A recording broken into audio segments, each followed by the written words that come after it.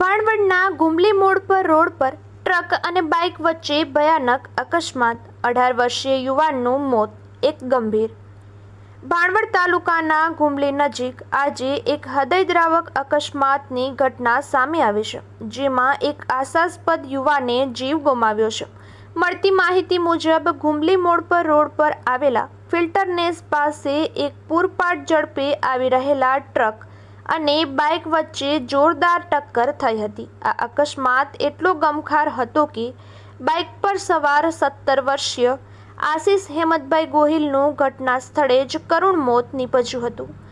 આ અકસ્માતમાં બાઇક પર સવાર અન્ય એક યુવાન કેવિન કિશોરભાઈ પરમાર ઉંમર વર્ષ 18 રહે મોડ પરને ગંભીર પ્રકારની ઈજાઓ પહોંચી હતી.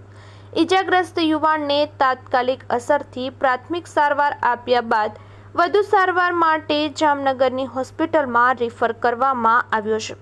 અકસ્માતની જાણ થતાં જ આસપાસના સ્થાનિક લોકો અને પોલીસ કાફલો ઘટના સ્થળે દોડી ગયો હતો.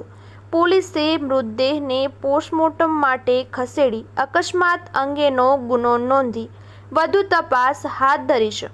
એક જ ઉંમરના બે મિત્રોને નડેલા આ અકસ્માતને પગલે પંથકમાં ભારે અરેરાટી સાથે શોકનું મોજું ફરી વળ્યું છે.